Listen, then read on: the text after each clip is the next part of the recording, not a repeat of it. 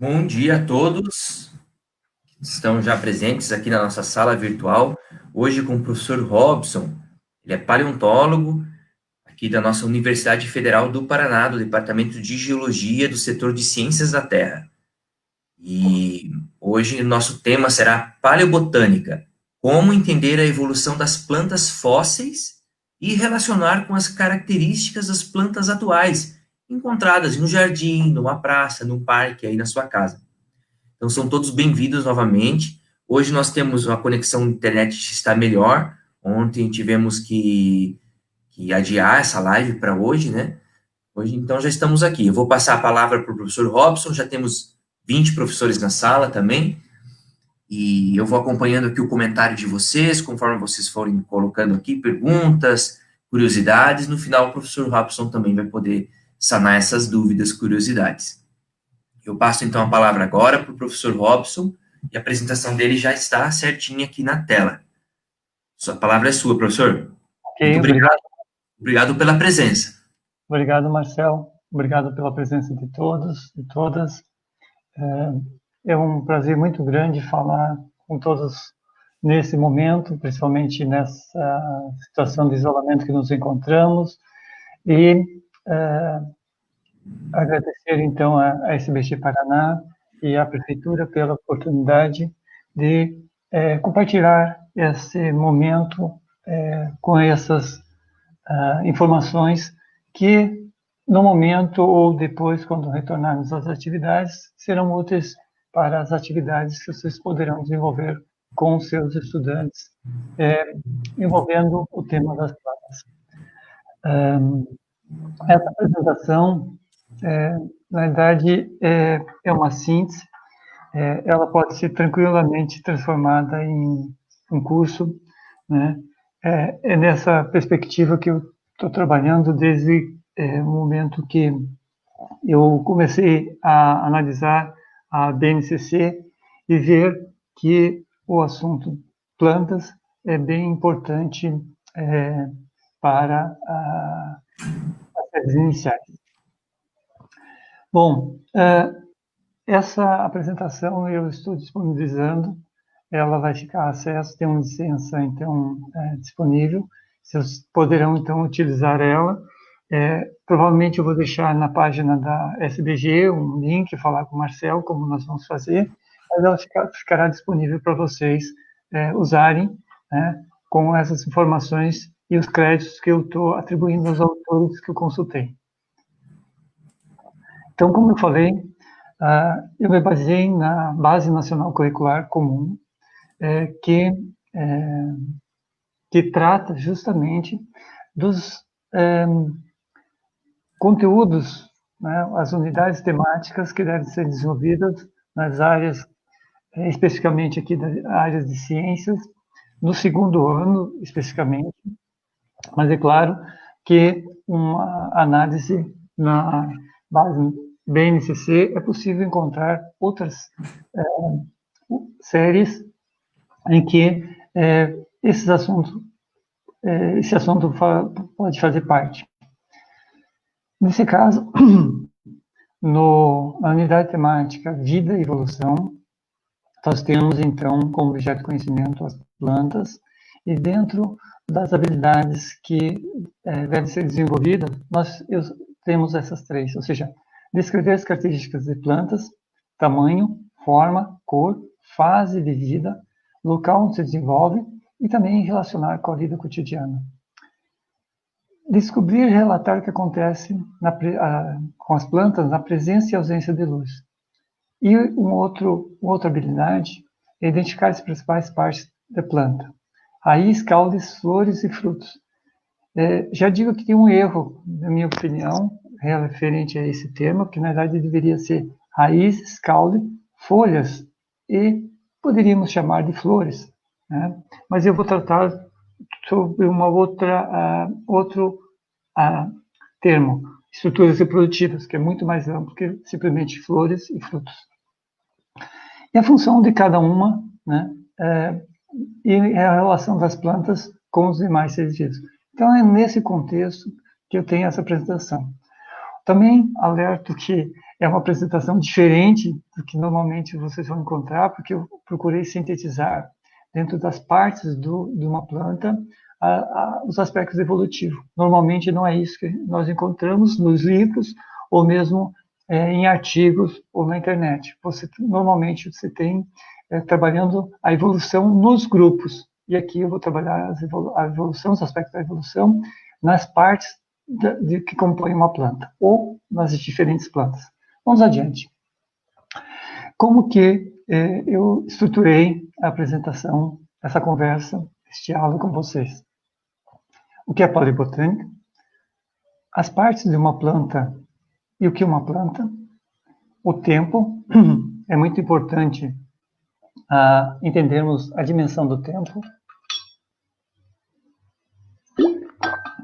Os eventos e o registro fóssil. E, por último, algumas considerações sobre a ecologia das plantas. Bom, primeiro aspecto, o que é palibotânica? Palibotânica é uma área da paleontologia e ela articula os conhecimentos da botânica, das plantas atuais, com a geologia, que trata dos aspectos associados à rocha. Aqui, então, nós temos uma planta fóssil e sua relação com a planta atual. É justamente isso que a paleobotânica busca, relacionar as plantas fósseis com as plantas atuais. Essas palavras, eu selecionei essas 3 palavras, mas é um conjunto muito grande de palavras que nós temos e que nós não podemos perder a importância dessas palavras. Quando trabalha com plantas fósseis, as palavras sempre, nunca ou nenhuma, ou todas, devem ser evitadas. Normalmente nós utilizamos, então, a maioria das plantas, em geral, o grupo apresenta tais características, é comum, né, ou não é comum. Então, são esses termos que nós devemos utilizar. Como nas demais ciências, não é uma ciência precisa, absoluta, portanto, nós temos que também cuidar dessas palavras. Bom, mas o que é uma planta? É claro que quando eu mostro uma árvore como essa, uma araucária, todos sabem dizer que é uma planta. Essa é uma planta. Agora, quando nós olhamos para outros organismos que estão ao nosso redor, nem sempre fica fácil reconhecer se é uma planta ou não, como esses que estão sobre essa casca dessa árvore, ou nessas outras, são 3 figuras aqui, mostrando esses organismos com aspectos que lembram plantas, mas não necessariamente todos são plantas. Então, o que é uma planta? Planta se define como organismo formado por várias células, ou seja, multicelular. Organismo cuja célula tem o conteúdo genético está envolto por uma membrana, ou seja, tem um núcleo, por isso chamado eucarionte. Fotossintético, normalmente nós estamos associando a cor verde, então seriam organismos que produziriam fotossíntese. Todas as plantas produzem fotossíntese? Não, por isso aquela questão, não podemos usar sempre todos. Tem plantas que não produzem fotossíntese, mas são plantas, são parasitas, mas temos essas particularidades. E outro detalhe importante, órgãos reprodutivos especializados, estruturas especializadas na reprodução. Né? Vamos ver na sequência algumas características relacionadas a esse aspecto. E formalmente, plantas também são chamadas de plantas terrestres. Né? E esses são os grupos que nós temos hoje, os botânicos estão reconhecendo. Mas é claro que para fósseis nós temos uma diversidade ainda maior. Para fósseis nós teríamos pelo menos mais 5 desses filos, ou, para alguns autores, chegariam a ser mais 10 grupos. Então vejam, a diversidade que nós temos em termos de plantas é muito maior do que se imaginava inicialmente. Ou seja, as plantas com flores, com sementes chamadas gimnospermas, hoje estão divididas em 3 grupos. Né? Então, nós temos essa diferenciação. As angiospermas, hoje também, são divididas já em gneto e magnoliofita, né? Ou antófita, ou as angiospermas. E o mesmo acontece com as pteridófitas, que esses grupos, por exemplo, psilotofita, licófita e esfenófita, estavam dentro de pteridófita e hoje são separados. Tá? Então, aqui uma figura mostrando justamente, uma ilustração mostrando o que não é planta, que nós vimos naquela figura inicial, ó, são líquens. Líquens não são plantas, são, na verdade, resultado de uma simbiose com algas, entre algas e fungos. Não são plantas, embora tenham uma cor verde, lembro, tem muitas características associadas às plantas, mas não são plantas. As plantas são, na verdade, os musgos, as briófitas, as psilófitas. Esse é um grupo raro de se encontrar. Né? As licófitas, licopódios, muitas vezes nós encontramos em algumas margens de estradas, né? Em alguns locais nós temos o licopódio. A cavaninha, as esfenófitas, né? Que serve como chá. As avencas e samambaias, as pteridófitas. As palmas de ramos, as cicas. Ginkgo, né? Grupo apenas um representante atual dessa divisão. Os pinheiros, dentro das coníferas, a araucária, dentro das coníferas. Guineto, são 3 grupos que fazem parte da gnetofita, né? Então nós temos como gnetofita 3 grupos. E as plantas com flores, que nós vamos, inclusive no final eu vou falar um pouquinho mais sobre elas, que é o principal grupo de plantas que nós temos hoje. Né? As monocotiledôneas, as palmeiras, as gramíneas, e as dicotiledôneas, as plantas com flores, em geral, as plantas frutíferas. Nós temos aqui, então, ipê e outras dicotiledôneas. Vamos adiante. É importante revisar alguns termos e conceitos para entender melhor o assunto que eu vou tratar hoje. Então, por exemplo, o que é cutícula? Quando nós olhamos uma folha, nós vemos na parte externa uma estrutura que é a cutícula. Essa estrutura dá aquele brilho à folha. Tá? Então, com isso, você já sabe que algumas folhas são mais brilhosas e outras menos. Isso é a cutícula. Não é uma estrutura celular. É, na verdade, uma camada de cutícula mais cera. Veja, quando estou falando brilho, está aí a cor, porque o brilho está associado à cera. Então, tem uma cera associada a essa cutícula. Quanto maior a cera, maior a espessura da cutícula, maior vai ser o brilho associado a essa folha. Mas qual é a função da cutícula? Justamente a proteção contra a perda de água. Nós temos os estômatos, que está aqui representado. Estômato, então, é um conjunto de células que estão associadas às trocas gasosas, principalmente, e equilíbrio fisiológico. As células de condução, xilema e floema, vamos ver na sequência agora. E as estruturas reprodutivas, por exemplo, esporos, pólens, o óvulo, a parte masculina, o pólen, a parte feminina, o óvulo, a semente e a flor. Né? Então, são estruturas que são importantes em alguns conceitos iniciais. Bom, quais são as partes de uma planta? Como uma planta está dividida? Né? Então, nós temos essas divisões. Lembra que eu mostrei a questão da BNCC, que lá tratava de flores e frutos? Na verdade, deveria ser tratado de estruturas reprodutivas. Depois nós temos a folha, os caules e as raízes. Inclusive aqui eu não separei, deixei com a mesma cor, para dizer que muitas vezes nós temos dificuldades de separar exatamente o que é raiz e o que é caule. Claro que quando nós vamos ver uma planta base, uma estrutura base de uma planta como essa, nós conseguimos aqui nesse desenho ver exatamente o que é a raiz, que está aqui o solo, né, e o que é caule. Mas nem sempre, quando nós temos uma planta retirada do seu solo, saber exatamente o que é raiz, o que é caule. Né? Então, por isso aqui que eu deixei o mesmo aspecto. Tá? Então, aqui nós temos as diversas morfologias dessas partes de uma planta, né? Só como ilustração. Vou voltar a essa figura mais adiante. Né? Bom, eu falei das partes, mas quais são as funções dessas partes? Vamos lá. A raiz, ela serve como uma estrutura de ancoragem, ou seja, fixa a planta ao solo. Mas, ao mesmo tempo que tem essa função, ela tem a função de suprir com água e minerais que são absorvidos desse solo. O caule é uma estrutura de articulação, né?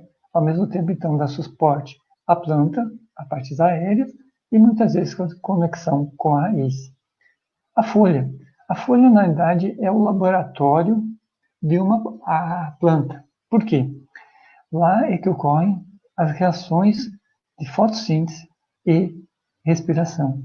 Né? Então, é lá que nós vamos ter, então, várias morfologias e anatomias, né, aspectos morfológicos e anatômicos adaptados ao longo do tempo e da evolução, pela evolução, para otimizar a absorção de luz.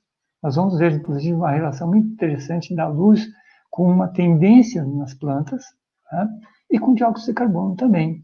Uma outra relação muito importante, inclusive no tempo geológico, dióxido de carbono e a folha em relação às plantas. Vamos adiante.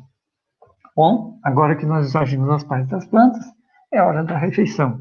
Né? Tudo bem, falta um pouco ainda para o almoço, mas vamos lá. Né? Então, essa é uma atividade que vocês podem desenvolver, inclusive, quando tratarem desse assunto junto aos estudantes. Né? Então, vamos lá. Né? Certamente todos conhecem essas estruturas comestíveis. Né? O repolho, o figo, o pinhão, cana-de-açúcar, mandioca ou aipim, dependendo da localidade, tem esses dois nomes, tomate. Vamos relacionar essas partes comestíveis com as partes do vegetal. Né? Então, vamos lá. Acertou quem disse que a raiz é a mandioca raiz. Acertou quem disse que a cana-de-açúcar é um caule. Acertou quem é repolho, uma folha, o tomate, um fruto, né? Pinhão, semente, a nossa araucária, e o figo, uma flor. Tá? Então, essa comparação é sempre importante, né, para os estudantes fixarem justamente essas partes, verem, né, uma relação com aquilo que estão habituados. Isso é muito importante, eu acho. Uma outra noção muito importante é o tempo. Quem participou da live na segunda-feira com o Marcel trabalhou muito essa questão do tempo, né, tempo profundo, e o professor Mancini também trabalhou essa questão com o tempo depois da sua apresentação. Certamente hoje à tarde também vocês vão ter a oportunidade de ter uma noção sobre o tempo. Mas o tempo associado às plantas é esse. Quem consegue ler esse número? Tudo bem se não consegue ler esse número. Compare com a idade que você vai ter. A idade da criança, por exemplo. 8 anos. Onde está? Está aqui, ó. No finalzinho aqui, 8 anos. Aí pergunte para ela, qual a idade da pessoa mais velha que ela conhece, ou conheceu, que ouviu falar. Tá aqui, ó, 3 dígitos, 101 anos. Tá? Então você tem uma noção com isso do tempo. Agora, quanto tempo levaríamos para contar 500 milhões de segundos? Esse é o tempo. Então, ó, 10 segundos para contar esse tempo, para imaginar quanto é. Será que é 8 anos? 9 anos? Quanto tempo é? Bom, é muito tempo. São 15 anos para você contar 500 milhões de segundos, 308 dias, 6 horas, 53 minutos e 20 segundos. Tá? Considerando que o ano é um ano atual, um ano de 365 dias e 6 horas. Não é o ano do tempo geológico que nós temos uma mudança também. Vamos lá adiante. Quando eu falo em tempo, eu estou falando desses períodos. Certamente vocês devem ter visto falar da era paleozoica, ou do tempo paleozoico, né, com os períodos Ordoviciano, Siluriano e Devoniano. Está vendo aqui? Nós temos então 500 milhões de anos, seria lá no finalzinho do Cambriano, primeiro período da era paleozoica. Nós temos com isso o Ordoviciano, o Devoniano, Siluriano e Devoniano. Devoniano é um dos períodos que nós vamos ver que é o mais importante para as plantas. Então, nós estamos tratando do intervalo de tempo em torno de 575 milhões de anos. Eu estou falando de 500 milhões de anos porque é um período um pouquinho maior do que esse, que, na verdade, marca os primeiros eventos associados à origem das plantas. Nesse intervalo de tempo, de 575 milhões de anos, mudanças significativas ocorreram nas espécies e também no plano básico dessas plantas, que nós vamos ver na sequência. Bom, mas como que é o nosso planeta nesse tempo? Nosso planeta era tão diferente que nós não reconheceríamos. Nosso planeta seria muito mais próximo ao que é hoje Marte do que o nosso planeta Terra. Por quê? Nós não teríamos plantas nos continentes. Esse seria o nosso cenário. Alguns autores, inclusive, dizem que pela ausência de plantas e árvores nos nossos continentes, o vento, a velocidade do vento seria muito mais forte que o atual. Bom, nós também teríamos problema quanto à questão de oxigênio, né, e vários outros aspectos associados.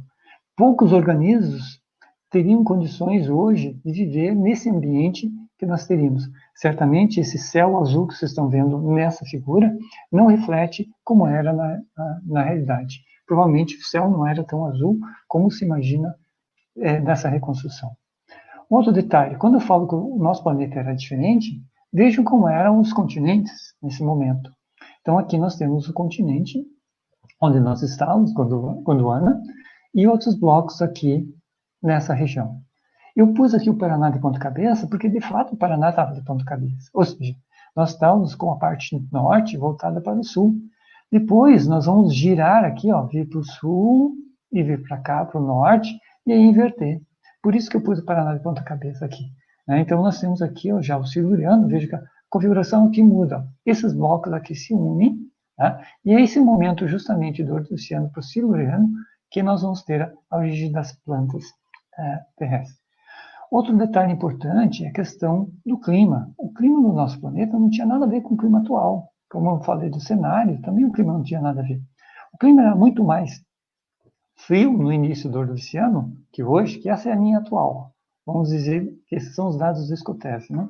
Então nós temos aqui que seria em torno de 17 graus, né? E aqui muito mais frio no Ordoviciano, depois começou a aquecer no Siluriano. Então períodos de quentes, de resfriamento, sempre nós tivemos na história geológica do nosso planeta.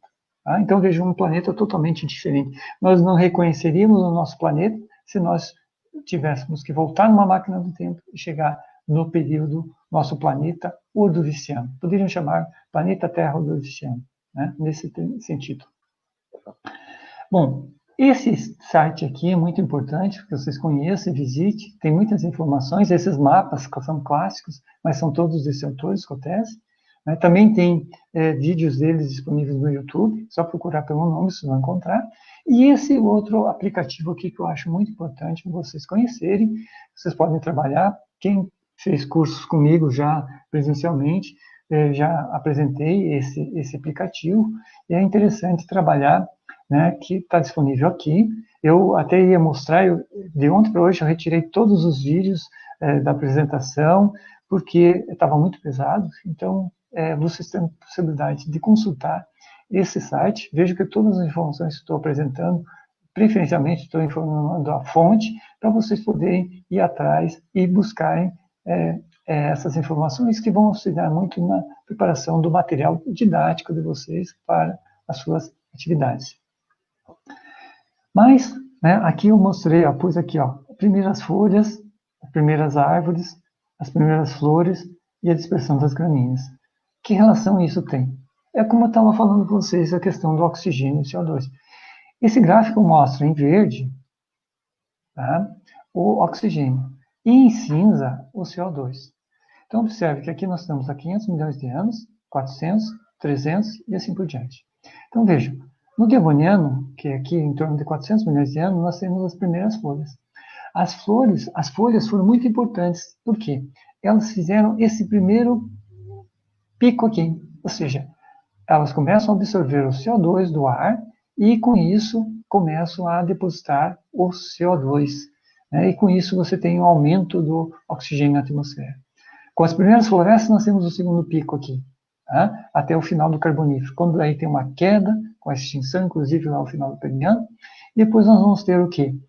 A retorno, né, dessa condição lá no Cretáceo, com as flores.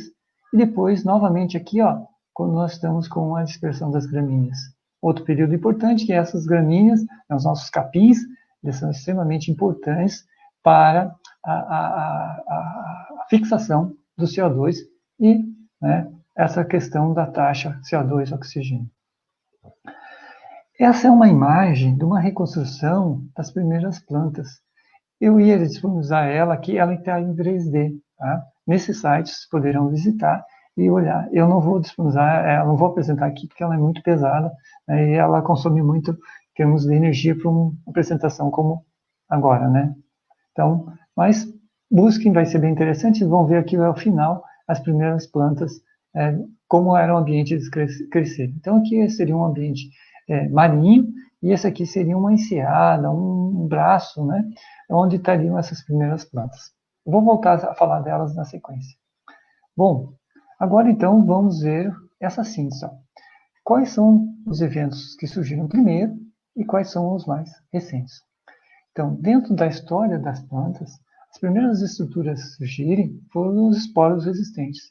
Esses esporos provavelmente não eram de plantas, eram de algas, organismos que viviam na água, mas começaram a desenvolver esporos resistentes ao quê? Resistente à perda de água, resistente ao ressecamento.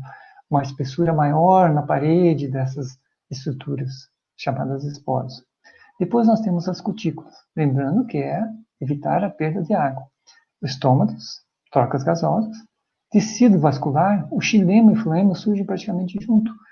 Ou seja, os tecidos que conduzem a seiva bruta, né, xilema, elaborado, floema, nós vamos ter origem no mesmo intervalo de tempo. Surgem as raízes, as folhas, as primeiras árvores, as sementes e, por último, as folhas. Que tempo nós temos isso? Veja, aproximadamente 500 milhões de anos aqui, 440, e um intervalo de em torno de 5 milhões de anos até aqui as primeiras árvores. Nós passamos as sementes e 250 milhões de anos se passam até termos as primeiras flores. Tá? Então vejam o quanto isso é em termos de tempo. Tá? Bom, a colonização dos ambientes aéreos, ambientes continentais, ambientes terrestres, é um evento muito importante e de difícil contexto para as plantas. Por quê? Se nós imaginarmos que a vida surgiu no nosso planeta, imaginarmos, aceitarmos, porque há alguns autores que falam que a vida teria surgido antes ainda de 3,5 bilhões de anos. Quando que as plantas surgiram? 500 bilhões de anos, são os primeiros organismos terrestres. Então nós temos o quê? 3 bilhões de anos se passaram, desde as primeiras plantas até os primeiros organismos habitar os continentes. É um intervalo muito longo. Por que isso? Porque justamente tinham que enfrentar vários problemas, principalmente problemas associados à água. Então, é um problema que foi resolvido. Como que as plantas resolveram? Cutícula, ou seja, aquela camada de cutina mais cera, né, para proteger contra a perda de água. Então, primeiro se forma uma capa protetora. Depois, você percebe que essa capa não é tão importante, né? Ou seja, você já resolveu o problema, agora você pode abrir um pouco, e aí você começa com os rizóides, né, tentando, então, solucionar esse problema de impermeabilizar, né, que vai absorver a água do substrato. Eu falo substrato, mas pode considerar aqui que não é um solo ainda. O solo vai se transformar, muitas vezes, concomitante ao desenvolvimento das plantas. Nós vamos ver isso mais adiante. Trocas gasosas. Os estômatos, né? Então, nós temos a presença dos estômatos, como as trocas gasosas, que é o nível fisiológico, sustentação e fixação com as porções subterrâneas, os rizóides, sendo similares às partes aéreas, que seriam os caules, né? Apenas a diferença na função, e a reprodução em terra com os polos protegidos por uma capa, que é essa molécula aqui, esporopolimina, que evitaria a dessecação, a perda de água. Vamos adiante. Aqui mostro a questão do tempo, tá? Então os períodos dentro do Paleozoico, nós já vimos, o Vicente Simões de Banham, e a questão das estruturas que vão surgindo no primeiro tempo. Então, isso aqui é o registro, registro conhecido, e o provável registro. Então, o provável registro, né? Então, aqui 500 milhões de anos, os esporos, e o registro concreto aceitável, ou seja, né, que está bem definida a idade. Depois nós temos as cutículas. Muitas das cutículas não têm uma atribuição precisa às plantas, né? Não se sabe exatamente se são de plantas ou não, né? Mas de qualquer forma, então você tem essa relação. Depois os esporos, os esporângios, ou seja, as estruturas que produziriam esporos, nós teríamos essa idade. Os estômatos aqui, juntamente com as células vasculares. Então, não são xilema e floema, mas são células condutoras de água. Tá? Vamos adiante. Veja, essa é uma reconstrução da parte aérea e subterrânea, uma das primeiras plantas. Né? É associada ao grupo das rímeas. Então, veja que a parte subterrânea aqui, no caso aqui está a parte seca, né? Ou seja, está marrom, nós não temos diferença anatômica, né? Na cor, assim, pelo aspecto, quanto à parte aérea subterrânea. É claro que nós vamos ver a microscopia, nós vamos ver os estômatos aqui na parte aérea e não a presença de estômato na parte subterrânea. E chama atenção para essas outras estruturas aqui, ó, essas protuberâncias aqui que nós temos, que são os esporângios, estruturas reprodutivas. Esses aqui são estéreis e essas partes aqui são férteis. Hoje, essas plantas, elas viveriam nos mesmos ambientes dos musgos. Eram plantas extremamente resistentes. Lembra do cenário que eu mostrei lá no Siluriano, aquela terra, aquele continente totalmente árido, desprovido de vegetação? Esse ambiente que essas plantas viveriam. Onde que nós vamos ver essas plantas hoje? Na calçada, onde desenvolve, né, um pouquinho de sedimento se deposita ali, forma um pouco de camadinha de solo, vão ter as primeiras briófitas. Num vaso, muitas vezes começa a se formar as briófitas na periferia desse vaso, nos parques, em cima das árvores, nos telhados, acumulou um pouquinho de sedimento ali e você começa a desenvolver esses organismos. É nesses locais que nós vamos ver, viríamos essas plantas que não existem mais hoje, mas viveriam e seriam extremamente resistentes em função desse cenário que nós tínhamos naquele momento. Vamos lá, os eventos e o registro fóssil. Então, nós temos agora, né, os caules, as folhas, raízes e estruturas reprodutivas. E aqui eu vou detalhar um pouquinho mais as folhas, porque as folhas poderão ser úteis para uma atividade bem interessante que podem desenvolver com as crianças, com os estudantes. Né? Então, quais são as partes de uma folha? Nós temos o ápice, a parte de cima aqui, a base, a parte de baixo aqui, a margem, que aqui está, no caso, é lisa, né? A lâmina foliar, e por último nós temos a nervura. O pecíolo aqui embaixo é a nervura. Essas são as partes de uma folha. É claro que as primeiras folhas e as folhas não são assim em todos os vegetais. Nós temos uma variedade muito grande das folhas. Né? Então, essas são as estruturas principais chama atenção especialmente a nervura, que a nervura, qual é a função? Condução de seiva no interior da folha. Bom, mas como é que surgiram as folhas? Então, esse é um esqueminha mostrando o período siluriano-devoniano, né, com o tempo aqui embaixo, ó, 416, 359 milhões de anos, e nós temos aqui o registro. Ó. As primeiras plantas, como eu mostrei para vocês, ó, não tinham folhas. Elas não têm folhas. Aqui que começam a surgir pequenas protuberâncias, mas não são folhas ainda, são essas aqui, ó, aqui representadas. Depois nós começamos a ter grupos como esse, ó. Essas estruturas são projeções do taulo, do eixo aéreo maior. Você não tem bem exatamente o que é caule, o que é folha, né? São projeções como essa. E depois nós temos essa situação aqui, uma diferenciação, que seriam as folhas, né? E a parte do caule. Né? Então essa é a evolução que nós temos. Qual é a hipótese que nós temos para isso? Então, nós temos, por exemplo, um eixo, tá, com uma ramificação em 3 dimensões, ó, tá aqui uma sobre a outra, ela fica plana, ó, ficam todos no mesmo plano, então em 3 dimensões elas abrem, depois começa a desenvolver uma membrana entre essas ramificações, e depois nós temos o quê? Né, uma folha já formada. Então, essa tendência do estágio da evolução das plantas. Como que são as folhas nos diferentes grupos? Então, veja, briófita, nós temos uma estrutura muito frágil, muito pequena, como aqui representada nesse fóssil.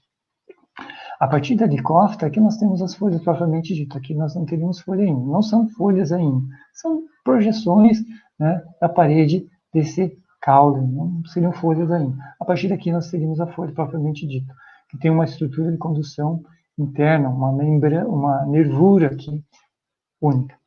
No caso das arborescentes, das dicófitas arborescentes, nós temos essas folhas com até 1 metro de comprimento nas fosses. hoje são pequenininhos, né, como o micopódio aqui.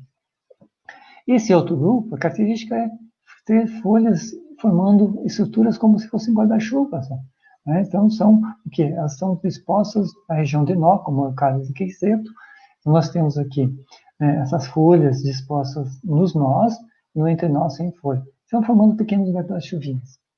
Nas pteridófitas, essas samambaias, as avencas, nós podemos ter uma folha simples, uma folha extremamente composta, como aqui no xaxim, por exemplo. Cicas, essas são as fósseis e essas são as atuais. Então, fóssil é simples e as atuais são compostas, como aqui representado, né? A nervura é interessante, porque a nervura aqui ela é uma principal e a secundária aqui ela vai reduzindo gradualmente a margem. Tem outro padrão também que nós vamos ver nas nervuras. Por exemplo, ginkgo. Quem viu uma folha de ginkgo deve ter percebido que a nervura é bem característica, né? Ou seja, é uma nervura que você tem duas aqui, daí duas seria 4, 4, 8, 8, 16, 16, 32 e assim por diante. Cada uma dá origem a duas. E ela vai tendo o mesmo de calibre, dimensão, espessura, até a margem. Já em conífera, nós temos uma diversidade de folhas, por exemplo, no caso da araucária, né? É um espinho, né? Então é acicular, né? Ou em espada, né? Nós temos outras em escamas, dependendo das coníferas. Mas normalmente é uma nervuras paralelas nessa conífera. Já nas antófitas, ou seja, nas angiospermas, vejo essa morfologia aqui. Ó. Nós temos a chamada primeira ordem, que é a maior de todas, maior calibre, segunda ordem, segundo calibre, terceira ordem, terceiro calibre. Tá? Aí você tem quarta ordem e quinta ordem. E quando a gente olha para a primeira ordem, você tem até a quinta ordem associada. Essa é uma nervura, imagina um sistema de ramificação, irrigação, constituído assim, ou seja, uma capilaridade muito grande nessa folha, que você não se observa nos outros grupos. Então, isso é um marco em termos evolutivos muito grande. E aqui nas monocotiledôneas, por exemplo, as palmeiras, né, os capins, nós vamos ter nervuras paralelas. Observe, então, essa tendência na evolução das nervuras das folhas, né? Então, é essa que você tem em termos de etapas de evolução. Essa é uma folha gigante, é uma das primeiras folhas atribuída a Arctopteryx. Então, aqui tem o fóssil, aqui a reconstrução. Tá? Que atividade poderiam ser desenvolvidas com esse tema? Então, peço para as crianças trazerem, por exemplo, 5 folhas, né? E eles vão analisar essas folhas, quanto a cor, quanto ao formato. Aqui é interessante, ó, trabalhar com unidade temática, justamente já trabalhada no segundo ano da matemática. Ou seja, quando se trabalha as figuras geométricas, quadrada, triangular, né, circular, retangular. Classifique as folhas conforme isso, né? É assim que os botânicos fazem? É o mesmo quadrado? Não. Eles vão chamar, muitas vezes, aspectos semelhantes ao que vai ser quadrado. Mas não é quadrado, mas não importa. Então, o importante é saber classificar com formato. A terminologia varia de autor para autor, não há consenso. Então, chamar de quadrado ou quadrangular não tem muita importância. Na figura geométrica, a se trabalhar é a mesma. Pode ser, inclusive, quadricular, né, recortar e fazer que encaixe, qual é o que encaixe mais próximo à figura geométrica, se você quiser. Importante, peço para guardar essas folhas. Guarde, né? Como é que guarde? Guarde dentro de quem já guardou uma folha dentro de um caderno, né? Então, pode se guardar dentro de papel jornal ou papel velho, né? Reutilizar e põe um peso em cima, né? E deixe secar ao local onde tem circulação de vento. Em poucos dias você vai ver que ela vai secar, né? E aí você pode montar uma exposição, né? A exposição na sala ou no corredor. Pensa como elas fizeram a análise, classificação, para anotar nessas folhas, né, o formato, o tipo, planta, pede se ela, é pessegueiro, é figueira, pede para o pai saber, ou a mãe, ou o avô, o tio, classificar, dizer de que planta é, ou ele procurar saber. Isso tudo são todas as informações que podem ser trabalhadas com esses aspectos das folhas. Vamos adiante, meu tempo está ficando escasso, vamos adiante. Então, caule. Nós temos, então, o caule, aqui são as estruturas de um caule. Então, ó, o floema vem por fora, né, que é a casca, e o xilema aqui por dentro, que é a madeira. Tá? Então, nós temos essas partes aqui. Então, xilema ou madeira e a medula lá no centro e aqui a casca, que é o floema. O que produz a madeira? O câmbio, que são células que ocorrem aqui entre a casca e a madeira. E aqui, claro que nós temos anéis de crescimento. Então, esse é um caule tradicional. Tá? Bom, quando eu falo em caule, eu tenho que saber diferenciar o que é uma erva, o que é um arbusto, o que é uma árvore. Bom, isso tem a ver com a questão do mais antigo, as primeiras plantas são ervas e as mais recentes são as árvores, em termos geológicos. Ah, mas não quer dizer que você não possa ter uma erva, como, por exemplo, as gramíneas, como sendo mais recente em relação a outros grupos. Mas é a tendência geral. Então, veja, ervas seriam vegetais de até 1 metro. Vou usar o princípio aqui, a metodologia de diferenciação com base na estatura. De 1 a 4 metros eu teria os arbustos, e mais de 4 metros as árvores. Então aqui nós temos as árvores, os arbustos e as ervas. Vejam as variações que nós vamos ter nos planos. Os cipós, as lianas, as trepadeiras, tem uma outra classificação que não é exatamente essa, mas estou considerando aqui a altura apenas. Bom, nem todas as árvores formam madeira. Por exemplo, um xaxim, uma palmeira, não formam madeira, mas um ipê, a araucária, forma madeira. Essas são consideradas as árvores verdadeiras por alguns, porque apresentam madeira. Essas não seriam, porque não formam madeira. Então, veja, existe uma polêmica muito grande nesse aspecto. O que é árvore, o que não é árvore. Né? Bom, mas o conceito que eu estou usando aqui é justamente a questão de 4 metros de altura. Qual a explicação para o origem das árvores? Então, as árvores evoluíram várias vezes nas plantas. Elas evoluíram nas samambaias, nas licófitas, nas cavalinhas, nas plasmodiospermas, nas pteridospermas. Esses grupos eu não falei ainda para vocês, porque são só fósseis, plasmodiospermas e pteridospermas. Tá? Não se preocupe, isso é questão de paleobotânico mesmo de usar esses nomes. Né? Então vamos lá. Competição pela luz. É claro, você vê que as plantas competem pela luz. Então, a competição pela luz fez com que os vegetais ficassem maiores, as plantas ficassem maiores. E isso promoveu o quê? Desenvolvimento do hábito árvore. Afastar as estruturas reprodutivas. Nós vamos ver nas estruturas reprodutivas, elas são sempre terminais. Né? Então, por que? Porque nós tínhamos predadores, né, no solo, que eles estavam se formando, né, formavam o solo, e aí você tinha predadores e as estruturas reprodutivas, que são muito energéticas, né, basta ver onde a energia que tem no pinhão, a energia que tem nas frutas. Né? Então, você tem justamente essa relação, justamente em afastar os predadores. Então, o aumento dos vegetais estaria associado a isso. Propagação da estrutura reprodutiva, daí que surgem justamente as sementes, né? Dispersão das sementes. Então, as primeiras árvores vão ter a altura e também a questão do câmbio vascular. O que é o câmbio vascular? Que é a estrutura que cresce produzindo madeira, né, que eu falei para vocês, casca para fora, madeira para dentro. Né? Então, você tem floema para fora, xilema para dentro. E o câmbio produzindo justamente essas células. Aqui, eu sintetizei a morfologia interna dos caules. Não vou detalhar para vocês, mas percebam a diferença que você tem, né? Vai aumentando a complexidade de acordo com os grupos, aos mais simples, aos mais complexos. Aqui começamos a ter madeira.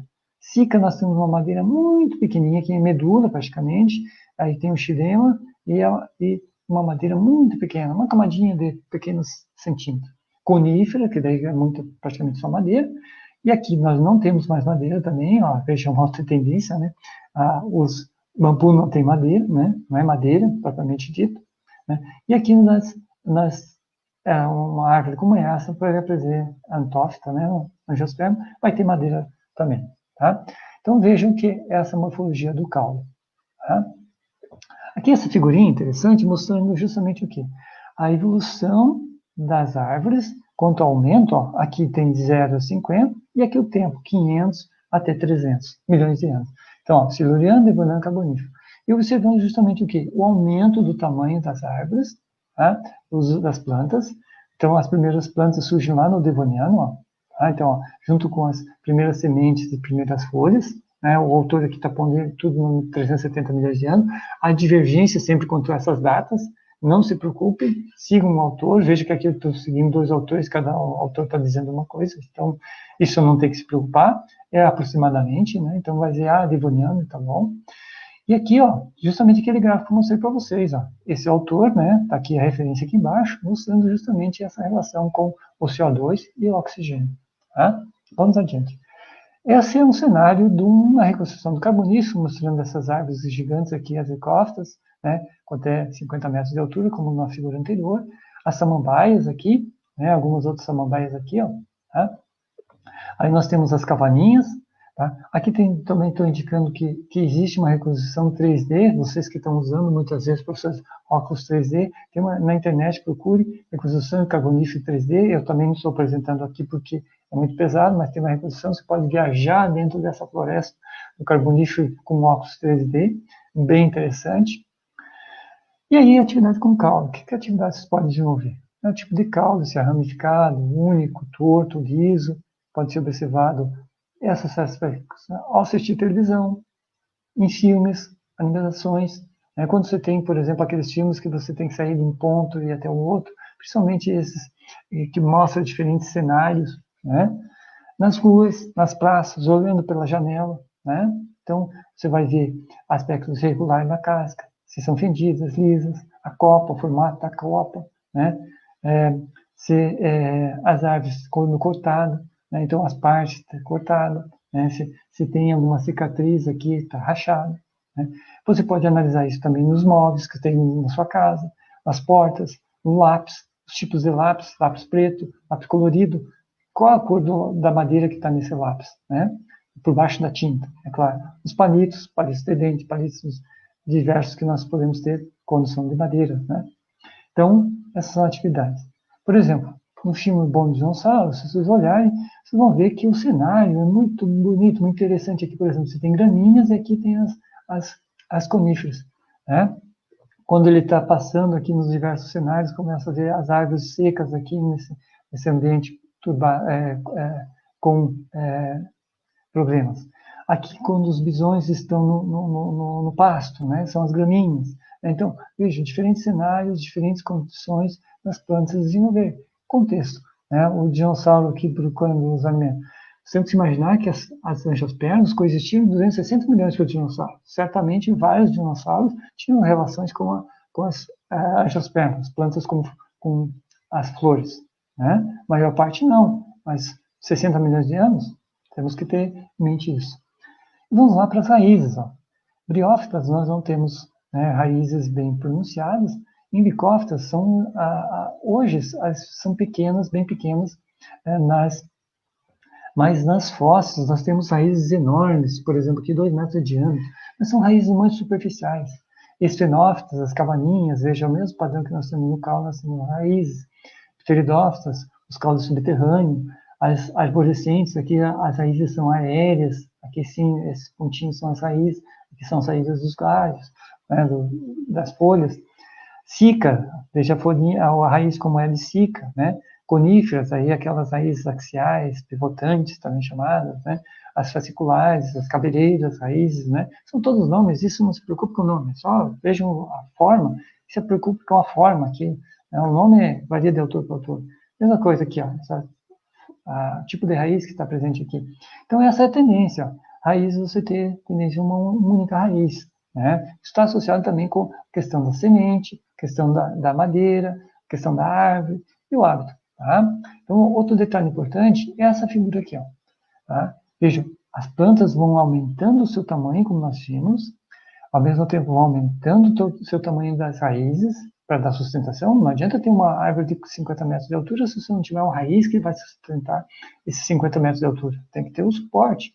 Então, veja, aqui ó, no meio nós temos justamente uma licófita arborescente aqui, com essa raiz que teria talvez, ela tem 50 metros de altura, talvez um raio de pegando 20 metros ou mais de diâmetro que você teria, né, um diâmetro de 40, 50 metros, muitas vezes uma árvore de 50 metros de altura, né, para dar sustentação, porque as raízes não eram muito profundas. Vejam, aqui nós temos uma relação justamente com o quê? Com o desenvolvimento do solo, tá, ó, superficiais e o solo ficando cada vez mais profundo. Isso durante o Devoniano, vejo que a importância das raízes e das plantas, inclusive para o desenvolvimento dos solos. Né? Vamos adiante. Que atividade sugeria para vocês trabalharem com essa questão das raízes? Então, eu trabalharia a questão do movimento das plantas, fototropismo, né? Principalmente associado à luz, né? As folhas. Todas as folhas vão voltar para a luz. Isso, põe um vaso numa janela, você vai ver isso. Depois, vira esse vaso, ele vai voltar novamente, as folhas, a planta vai voltar suas folhas para a luz. Geotropismo, principalmente a raiz tende a entrar na terra, né? Então é um geotropismo, tropismo em função da terra.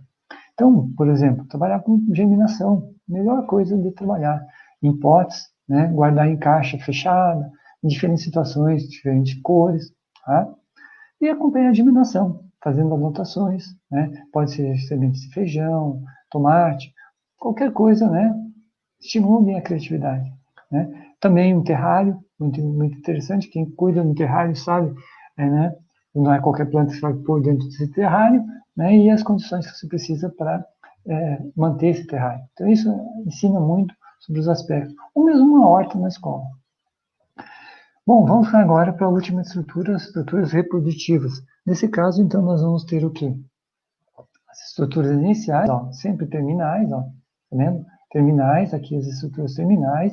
Aqui já começam a ficar as estruturas laterais, tá? Dicófitas. Você tem essa aqui terminal, mas você tem laterais. Esfenófita, tá? Então veja, ó, ela vai se diferenciando. Aqui era simplesmente uma estrutura não diferenciada, você não tem limite mesmo o que é o caule, o que é a estrutura. Aqui já começa a diferenciar, aqui já tem uma abertura, aqui você tem várias estruturas, como se fosse essa aqui várias vezes. Né? Aqui você tem nas folhas, nas pteridófitas, embaixo, aqueles pontinhos pretos ou vermelhos, né? Você tem com as estruturas reprodutivas. Nas cicas, por exemplo, aqui já começa a ter indivíduo masculino e feminino. Né? Ou seja, um vai produzir pólen, outro vai produzir semente. Né? O mesmo ocorre com a ginkgo, conífera, né? As pinhas diferentes, os estróbilos diferentes. E a flor volta a ter dois sexos, são dioicos. Né? Você tem uma flor com os dois sexos juntos. Aqui não, você tem indivíduos, ó, coníferas, cicas e ginkgos, você tem sexo separado. Então, como eu costumo dizer, existe a araucária e o araucária. Né? Ou seja, as estruturas mais femininas e as estruturas masculinas. As femininas que formam as pinhas, os pinhões, e as masculinas que temos nos sacos aéreos, né, com, muitas vezes, estruturas de transporte, as asas dos grãos de pólen. Bom, quando falo em estrutura reprodutiva, é interessante isso aqui. Né? Como eu falei, as estruturas reprodutivas são muito energéticas e os esporos são inflamáveis. Aqui tinha um videozinho que mostrava justamente explodindo aqui, né, usando, no caso aqui, o licopódio, né, explodindo esses esporos aqui, né, que eram utilizados inicialmente para fotografia. E aqui um outro vídeo que está disponível aqui também, né, mostrando a dança desse esporo de Equiseto. Tá? Então tem essas estruturas aqui que com a água elas se expandem e aí promove um salto. É bem interessante esse videozinho de observar. E aqui, vejam a quantidade de pólens como esse, né, uma estrutura microscópica, né, que nós temos então numa estrutura como essa de uma planta masculina, portanto, né, produzindo pólenes. Tá? Lembrando, então, a importância da estrutura reprodutiva quanto à energia. Tá? E o estágio da evolução da semente. Então, primeiro nós temos estruturas terminais, e aí começam a ver as porções estéreis, vão começando a proteger, vão protegendo, e surge a semente, uma estrutura de proteção. Lembrando que a proteção é quanto aos predadores, mas também quanto à questão da água. Né? Sempre façam essa analogia. Uma semente é como um ovo de uma galinha. Né? Ou seja, porque a casca da semente é a proteção para esses elementos internos que tem uma fonte rica de energia. Né? Isso no Devoniano, 380, 370 milhões de anos, dependendo do autor. Vamos agora para o último final, né? Aspectos da ecologia. Veja como eu falei para vocês, a questão da origem da água e a origem da vida na água nos continentes. 3 bilhões de anos se passaram. Por quê? nós temos uma diversidade, uma complexidade nos ambientes terrestres. Variações de temperatura, por exemplo, média anual. Alguns locais com temperatura média anual menos 40, outros 30 graus. Também uma variação diurna, por exemplo, olha aqui, ó. Loma, na Montana, em 72, foi registrada uma variação diária de quase 57 graus, ou seja, de manhã, madrugada, estava essa temperatura, e durante o dia foi a 9 graus. Veja que plantas e que organismos conseguem desenvolver, sobreviver nessas condições extremas. Nós também temos variações quanto à atmosfera, altitude, nível do mar, aqui em Curitiba, e outros locais com variações na altitude. O professor Mancini mostrou isso na terça-feira, a questão da variação das altitudes ao longo dos planaltos do Paraná. Umidade, vários padrões relacionados com a água, que eu vou mostrar na sequência, e o solo. Vamos lá. Então, a BNCC trata de dois aspectos, umidade e luz. Vocês podem trabalhar a questão de temperatura e solo também, né? De forma acessória. Mas aqui eu vou me ater à questão umidade e luz. Então, quanto à umidade, veja, essa é a tendência que nós vamos ter, a tendência geral das plantas, se afastarem, como nós vimos, da água. Cada vez mais ganhar essa independência.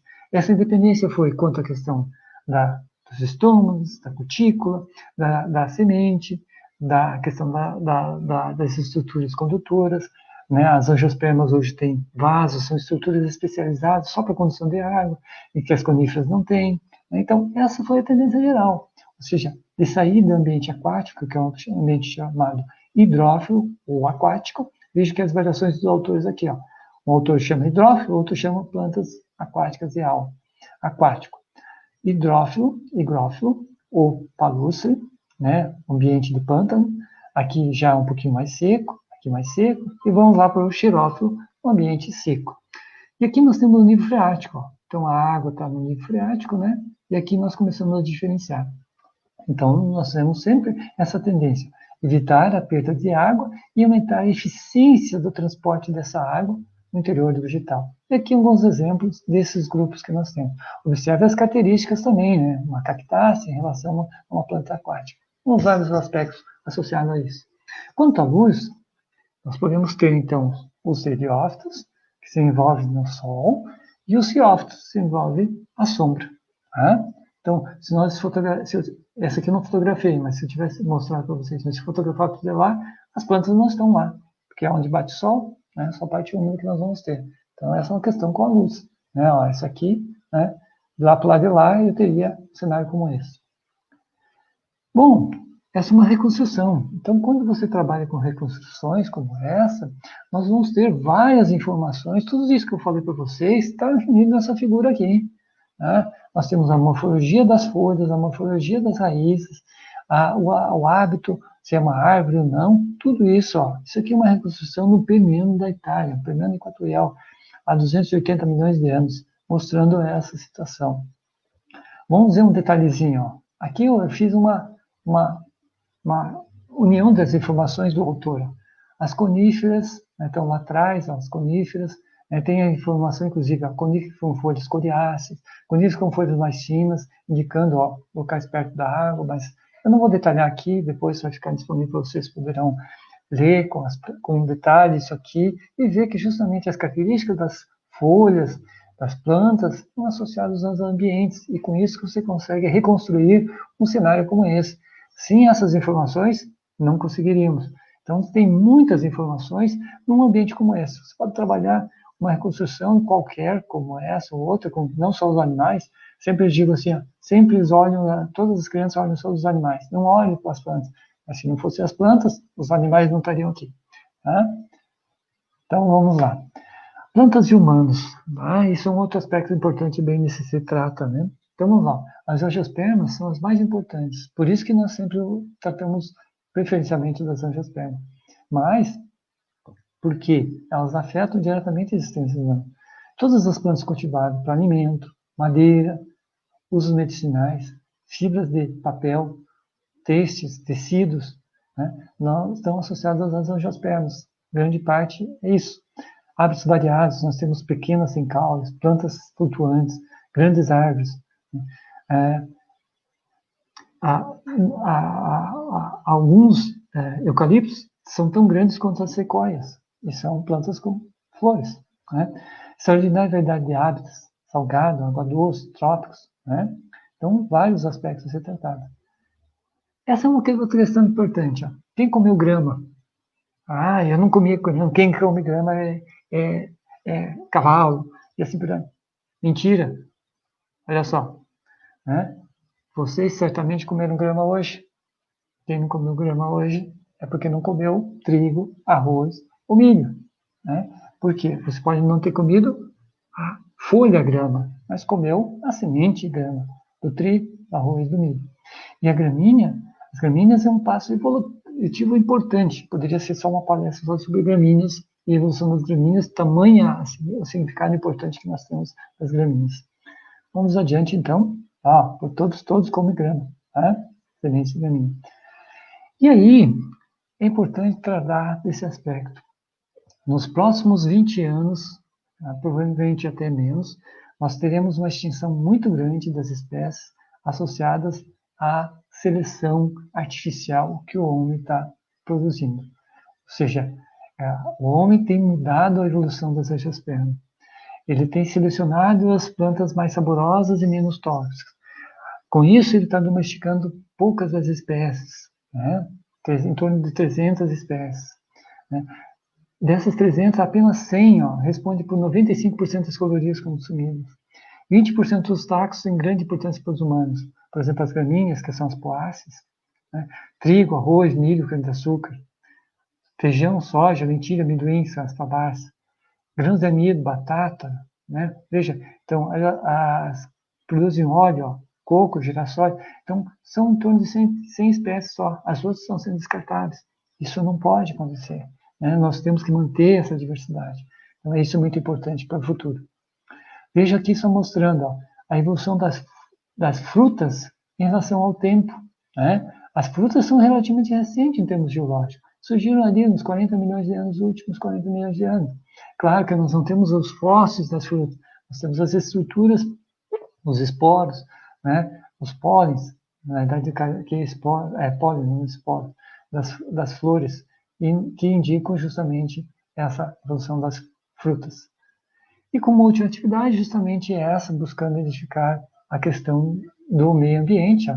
Esse aqui é um videozinho que mostra as briófitas sendo irrigadas com água da chuva e a grande resposta que dão a essa hidratação. Tá?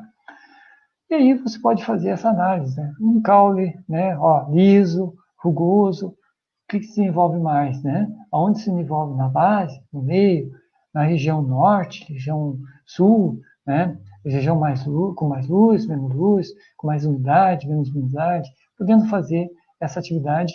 Né? Tá aqui o link e a proposta da atividade, né? A função do tempo não vou detalhar, mas é uma atividade bem interessante, pode fazer numa árvore, em várias árvores, né? Ao longo de vários períodos, né? No inverno, no verão, né? Começa lá no início do ano, no verão, vai no inverno, depois vai na primavera, né? Você pode ver isso, uma estação seca, uma estação chuvosa, né? Vejam esse comportamento, isso pode ser feito, isso vai fazer com que as crianças valorizem essa estrutura, que muitas pessoas acabam arrancando, achando que isso é nocivo para as plantas, ao contrário, elas protegem, na maioria das vezes, os caules, né? E aí tem toda uma biota de organismos que vivem em função disso. Isso aumenta a diversidade, né? Isso demonstra a estabilidade do ambiente.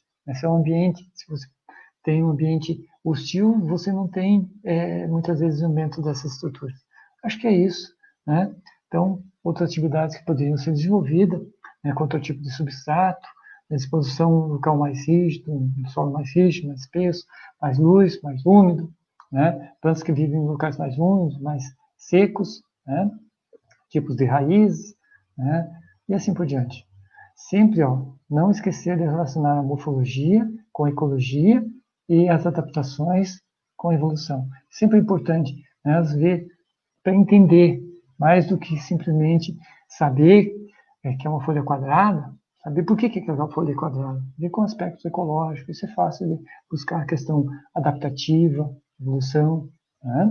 Então, vejam esse aspecto sempre muito importante. Então, para finalizar, gostaria de agradecer a paciência de todos por me escutarem, né? Então, como eu falei, isso pode ser transformado justamente em um curso, né? Então, não simplesmente numa atividade como essa.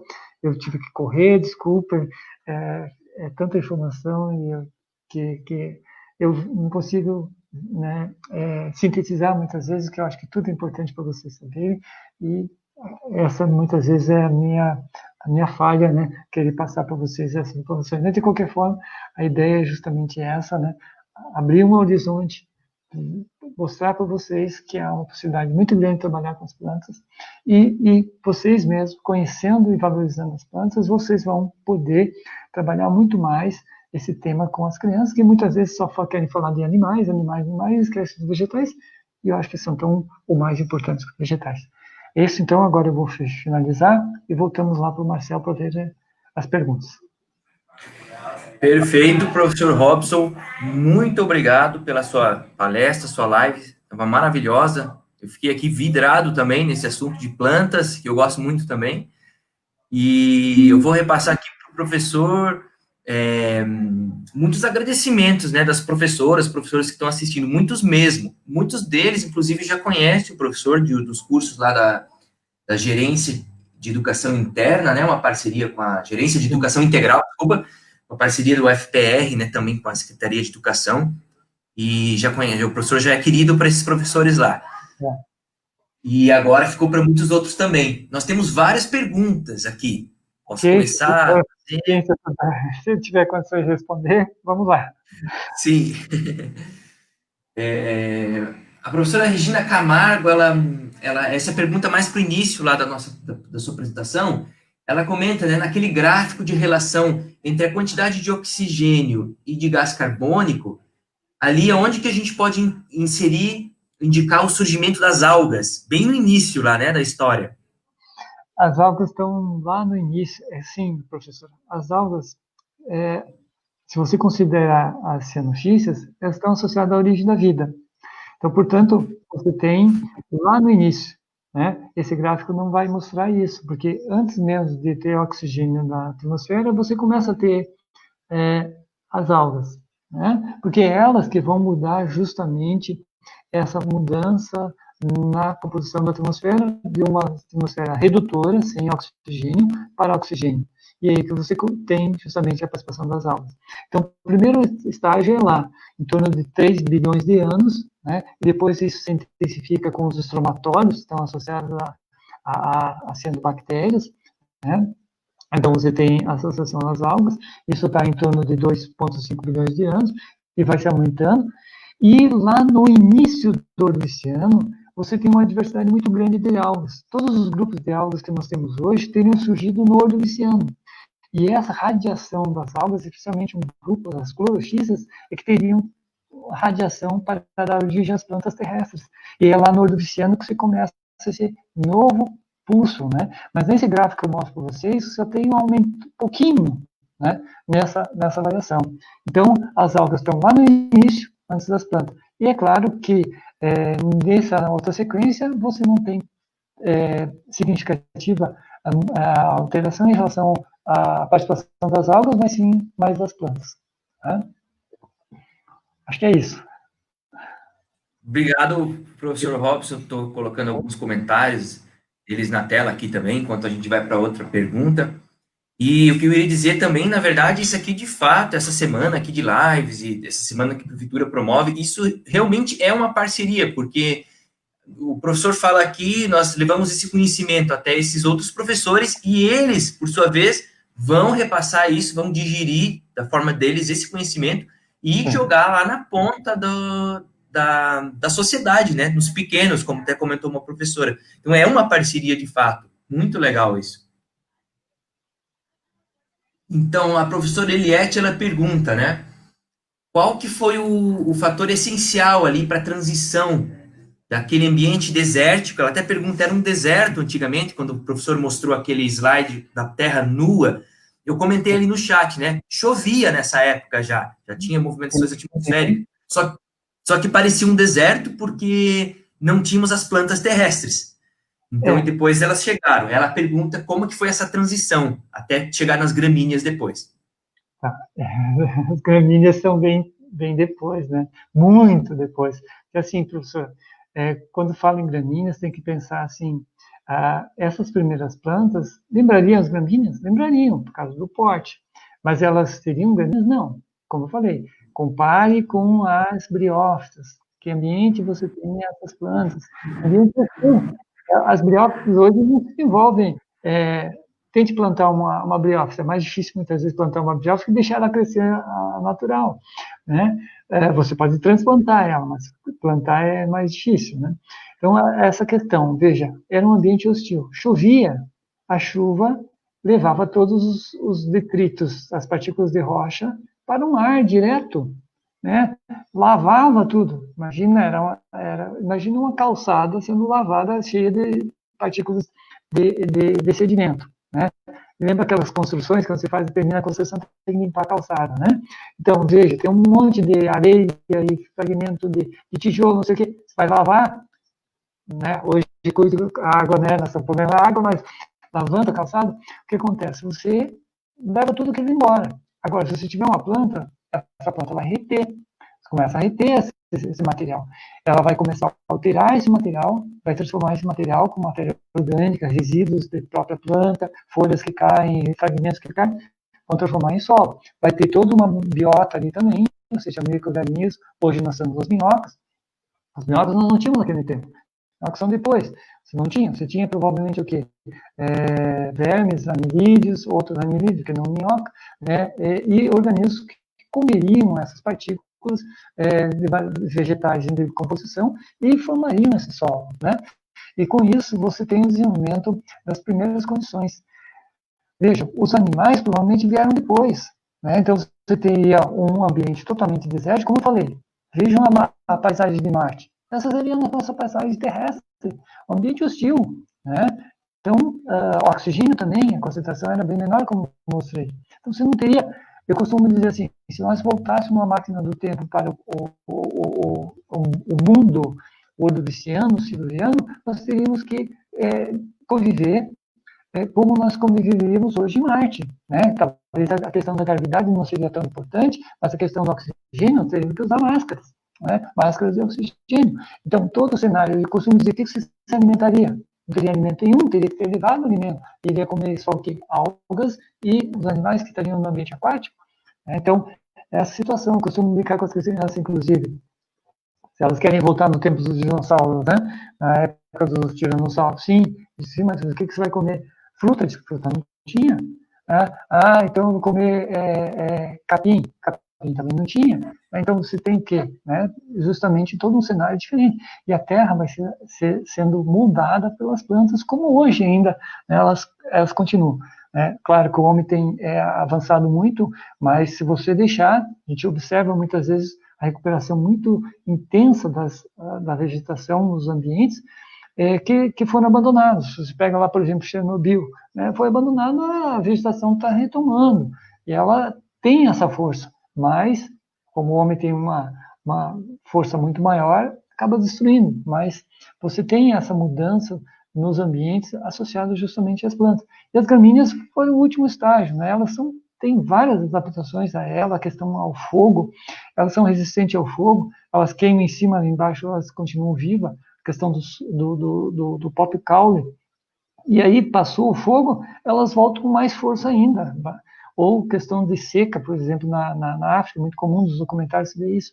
Isso é tudo evolução, associado justamente às mudanças que os ambientes estão promovendo e os vegetais estão respondendo de alguma forma. Tá? Então, é interessante acompanhar com esses fatores. Isso que eu não tratei nem dos aspectos das mudanças dos continentes, que, com certeza, a abertura do Atlântico tem uma importância muito grande com a diversificação das angiospermas, e assim por diante. A tectônica, né, a movimentação das placas, a separação dos continentes, tem uma relação muito grande com a evolução das plantas, né, e especificamente, agora, nos últimos estágios, com as angiospermas. Né? a questão do clima. O clima tende a ficar mais frio dos últimos milhões de anos, né, dos últimos 60, desde 60, lá do final do Cretáceo até hoje, a diminuição da temperatura do planeta. Claro que nós temos oscilações com aquecimento, mas isso tem refletido nas plantas, né? E isso tem relação justamente com a dispersão das gramíneas, né? Tem várias relações que são possíveis de entender no nosso planeta, entendendo um pouco a dinâmica das plantas. Acho que é isso. Certo. E isso que o professor comentou, agora respondendo, a professora Eliette até ela fez uma segunda pergunta sobre essa parte, se o planeta ainda estaria, ela estava meio que afirmando, né, se ainda estaria em evolução. E conclui agora com o que o professor falou, que se não realmente não estivesse em evolução o planeta, a Terra não fosse dinâmica, né, nós não estaríamos aqui agora. Estaríamos, as formas de vida já seriam extintas, inclusive, sem essa dinâmica da Terra, essa reciclagem da crosta, né, adaptação, evolução das plantas. Na verdade, o mundo está em constante mudança, assim como você tem mudança. Só que eu tenho observado que nós não temos, muitas vezes, percebido isso. As mudanças ambientais estão são grandes. Em 20 anos, quantas coisas mudaram, né?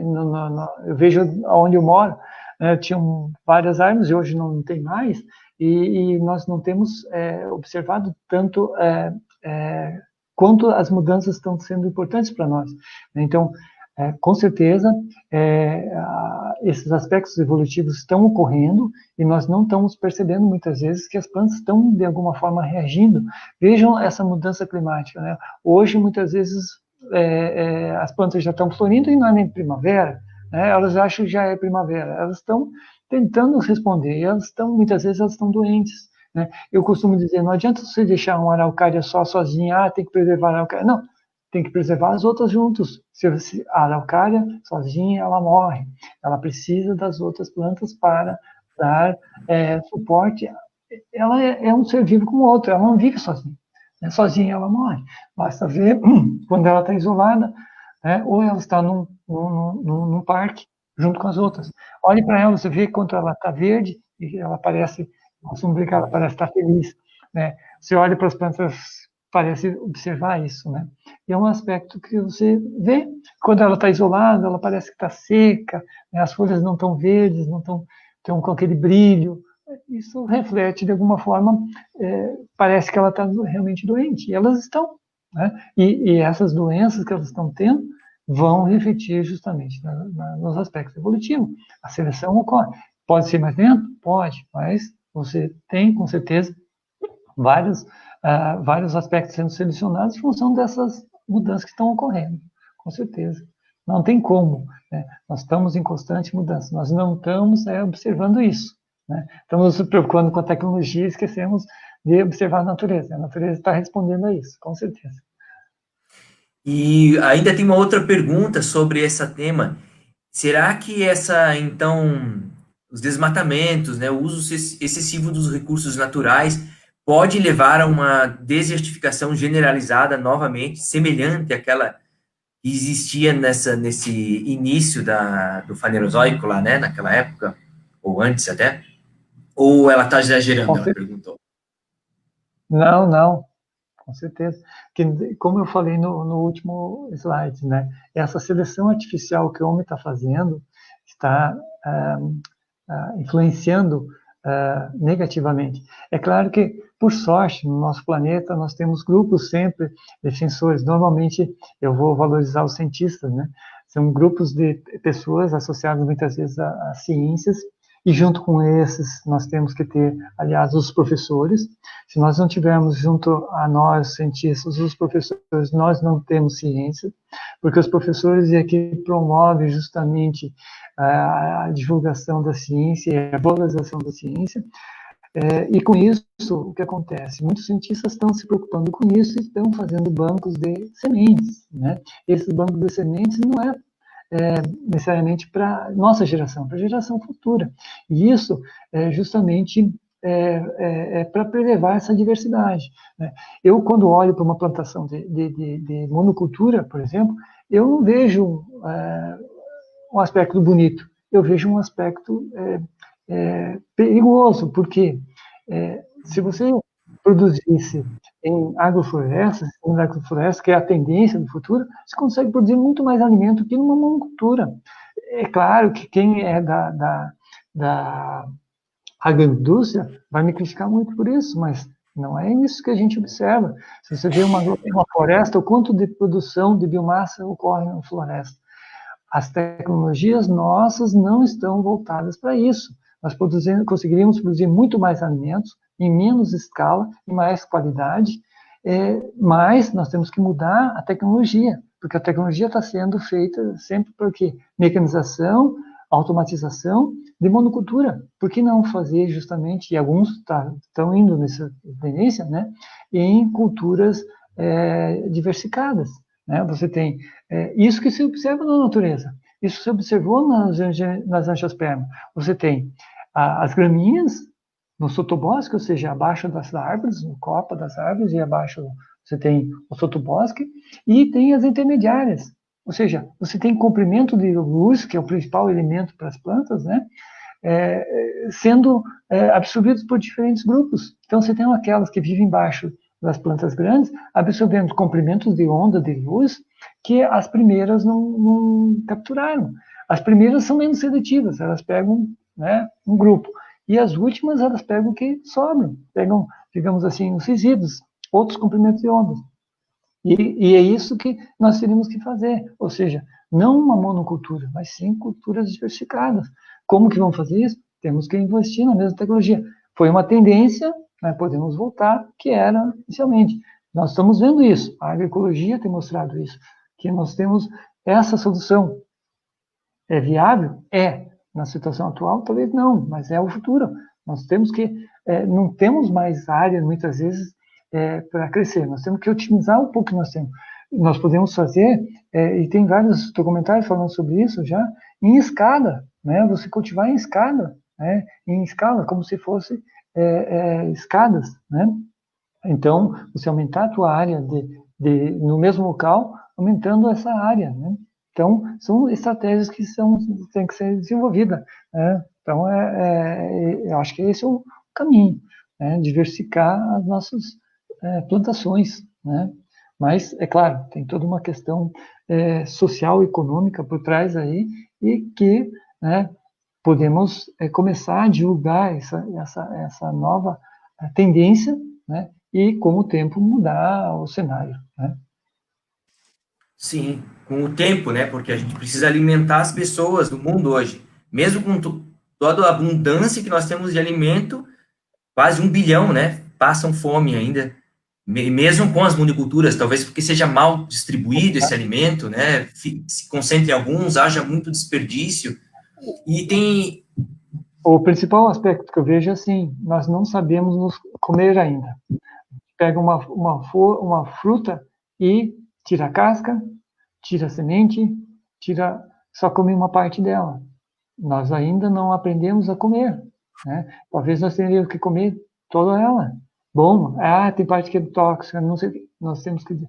Existem os cientistas adaptados, preparados para isso, para saber exatamente quais partes que nós temos que comer e como nós devemos comer. De uma parte, talvez comer crua não seja suficiente, mas você pode comer cozida. Então, existe também vários cientistas e outros profissionais voltados para isso. Nós otimizarmos o consumo do alimento. Então, muitas vezes você pega a cenoura e joga fora as folhas, né? Nós podemos consumir? Podemos, talvez, temos que descobrir formas de consumir. Talvez não seja a forma de comer crua, temos que cozinhar, e assim por diante, várias outras coisas. Quer dizer, você otimizar aquilo que você tem, e ao mesmo tempo, armazenagem. Você compra muitas vezes uma maçã, mas quantas maçãs apodreceram até você comprar aquela maçã, trazer para a tua casa, e muitas vezes ela apodreceu antes de comer. Tá? Então, esse é outro aspecto, a conservação, né? Nós já melhoramos muito, mas nós temos que melhorar mais ainda a questão da conservação dos alimentos também, né? Saber formas de conservar, não necessariamente com elementos nocivos, conservar com formas também. Não adianta eu querer conservar e acrescentar um produto tóxico para os organismos e para mim também. Não, tem que tentar conservar, mas evitar ao máximo a contaminação por elementos nocivos. Né? O próprio amadurecimento das frutas, né? Você tem várias estratégias, muitas vezes, que não precisam ter substância química para amadurecer banana e outras frutas. Né? Muitas vezes uma com outra ajuda. Né? Então, isso, várias pessoas estão trabalhando nessa tendência. Né? Conservar, muitas vezes, um alimento com o outro. Né? As plantas, a gente vê isso. Se você põe, muitas vezes, uma planta embaixo de outra, elas brigam quimicamente. Uma começa a secretar determinadas resinas, determinadas substâncias, e a outra começa a murchar, a morrer. Né? Então, elas têm uma linguagem, as plantas têm uma linguagem de comunicação química, e que nós muitas vezes não conhecemos. As plantas se comunicam de forma química. As plantas se comunicam em termos de continentes. Uma planta se comunica com outra com o continente. Claro que eu não estou falando assim, não é como nós estamos muitas vezes observando nas baleias. As baleias comunicam milhares de quilômetros nos mares. As plantas se comunicam com os continentes pela química. Né? Uma está em floração lá no outro lado dos Andes, e aqui, né, se tiver uma, ela muitas vezes recebe o pólen que está vindo de lá. Isso está documentado já. Né? Então, nós temos essa relação, né, as plantas. Delirando um pouquinho aqui. Obrigado, Robson. Eu vou mostrar aqui para vocês esse livro, ó, Plantas Alimentícias Não Convencionais, PANC. No Brasil, é um livro enorme, ó, cheio de ilustrações e receitas das plantas que a gente não conhece, né? Muitas vezes não conhecia. Através do livro passa a conhecer o nome da planta, as características dela e as receitas culinárias. Eu já fiz altas receitas aqui. Muito legal. Então, esse livro é bem bacana. Depois vocês procuram aí. Plantas alimentícias não convencionais do Brasil. Aí tem até uma questão aí, a professora colocou, né, sobre seria uma alternativa, né, para a nossa sociedade o uso de todas essas plantas que não são convencionais, além daquelas 100, 300 plantas que você mencionou como sendo o alimento básico, né, cultivado mais nas monoculturas. E temos mais uma pergunta ainda, acho que dá tempinho, tem uns 3 minutos, assim, para não ficar muito extenso. Nós tivemos uma audiência de 85 pessoas, Robson, bem legal. Obrigado. E ela pergunta aqui, a Irene Cristina Martins, professora Irene, sabemos que as algas são as maiores produtoras de oxigênio. Hoje, eu dei uma pesquisada ali, acho que mais de 90%, né? Não sei se é verdade isso, mas o professor confirma. Por quê? Isso é atual dentro do processo de evolução ou já acontecia desde o início da história da Terra? Ela pergunta. É que assim, veja, uma planta, ela faz fotossíntese, mas ela respira. Quando ela não tem luz, ela respira. Então, vários trabalhos dizem isso, que uma planta, uma árvore, veja, a grande importância das plantas de uma árvore não é só a produção de oxigênio, é também, mas não é essa mais, principalmente numa cidade. A importância das plantas nas cidades está associada a vários outros aspectos que não é tanta produção de oxigênio. Oxigênio, se você tiver alga e água, né, e é claro, elas vão produzir muito oxigênio, muito mais, muitas vezes, que uma floresta, como a floresta amazônica. O que nós temos que ter em mente é assim, você tem uma árvore, você tem a questão da temperatura. Observe a temperatura no verão, quando você passa embaixo de uma árvore e que não tem uma árvore na cidade. Isso é evidente. Outro aspecto importante, quando chove, se você tiver uma árvore, né, é bem interessante o livro, se vocês procurarem, já que o Marcelo citou A Vida Secreta das Árvores. Muito interessante livro, que mostra justamente isso. Se você tem uma chuva, antes de a água começar a cair na calçada, muitas vezes caem 500 litros nessa árvore até cair na calçada. Né? Então, veja, o quanto ela absorve de água, tá? Evitando o quê? Justamente as enchentes. Então, quanto mais árvores você tiver, mas vai evitar enchente. Ao mesmo tempo, ela vai reter essa umidade, vai deixar o solo mais permeável. Então, tem vários aspectos associados à presença da árvore. O oxigênio, de fato, é um elemento hoje secundário, eu diria, não é o principal. O principal são todos os outros aspectos alimentares, bem-estar, em termos do ambiente, temperatura, né? Vários outros aspectos que elas promovem e que muitas vezes nós não valorizamos. Então, o oxigênio, sim, é importante, mas, né, temos outros aspectos muito mais relevantes. É isso que nós temos que sempre pensar, né? Como esse livro que você mostrou, Marcelo, né? Nós temos que ver a importância das árvores, não das plantas em geral, não só como elementos acessórios, mas como em partes integrantes da nossa vida, né? Se nós começarmos a imaginar um outro mundo possível dentro desse cenário, né? Legal, Robson. Obrigado pela explanação, pela conclusão aí. Novamente agradeço a palestra, todos estão agradecendo aqui. Depois você dá uma olhadinha nos comentários lá, eu estou gostando. Agradeço também a Raquel, ela está aqui presente, ela que conversou comigo, né, sobre essa parceria com a Sociedade Brasileira de Geologia e com a Prefeitura. Agradeço ela, agradeço a Prefeitura. E acho que podemos encerrar. Se o professor tiver mais alguma palavra, pode falar. Ok, então só para concluir, eu gostaria de agradecer muito, foi um privilégio conversar novamente com vocês, fico à disposição.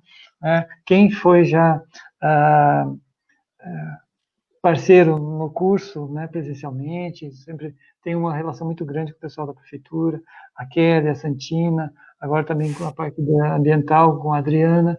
Então, eu gosto muito de trabalhar com vocês, professores da prefeitura, acho muito gratificante, valorizo muito o meu trabalho, porque muitas vezes esse conhecimento que eu tenho acumulado ao longo dos anos, eu vejo uma oportunidade de passar para vocês esse pouco conhecimento que eu tenho, né, muitas vezes, mas eu vejo o quanto vocês conseguem absorver e conseguem multiplicar e valorizar ainda mais aquilo que vocês fazem. Eu acho que essa é a grande importância disso que nós estamos construindo pouco a pouco, né, cada vez está sendo mais intenso. Nós sempre temos, muitas vezes, batido contra facas, né, porque a gente avança de um lado, mas retrocede do outro, mas sempre é muito importante manter essa parceria com a prefeitura, acho muito gratificante, e eu tenho a oportunidade, muitas vezes, de fazer os dois momentos, ou seja, com os professores, e depois lá na escola. Eu vou na escola, muitas vezes, projetos cientistas na escola que a prefeitura tem, que é um projeto excelente, e que isso me permite conviver com as crianças, conversar com elas, ver os problemas que os professores estão enfrentando e com isso, melhorar ainda mais os cursos e a formação dos professores. Na verdade, não formação, né? Na verdade, sempre é uma conversa, né? Eles já são formados, a cada dia eles vão se formando ainda mais, né? Simplesmente é uma atualização, uma outra conversa, um outro ponto de vista, né? Muitas vezes nós, aqui distante deles, né, nos afastamos dessa escola que é tão importante para nós, porque quanto melhor for a formação dos estudantes, quanto mais ciência eles observarem em tudo, ciência está na matemática, na língua portuguesa, em tudo, você tem que resolver problemas com a ciência na língua portuguesa, né? E isso não é percebido. Cientistas da filosofia, cientistas das línguas, né? Então, cientistas estão em todas as partes e muitas vezes as pessoas não percebem. E é isso que nós temos que passar justamente para os estudantes, para eles verem que a ciência é a solução. Não tem que pensar em brigar com ninguém, com religião, com nada. Não, ciência tem a sua área, a religião tem a sua outra área. Nós precisamos das duas. Mas ciência é ciência, religião é religião. Nós não podemos atrapalhar, né? E nem confundir. Uma coisa, outra coisa, outra coisa. Nós não teremos aonde nós estamos, não estaria conversando agora por esse meio se não fosse a ciência, né? Não teria, pelo menos não vejo como, né? Então é isso muito importante. Então eu agradeço novamente essa oportunidade, né? E foi um privilégio conversar nesse momento com vocês. Tá? Obrigado. Certo. De nada, professor Robson. Só deixo aqui o pedido para curtir a nossa página aqui, ainda quem está aqui na live, página da SBG, e ficamos por aqui hoje. Um abraço a todos e até mais. Vamos encerrar aqui. Tchau, tchau para todos. Tchau.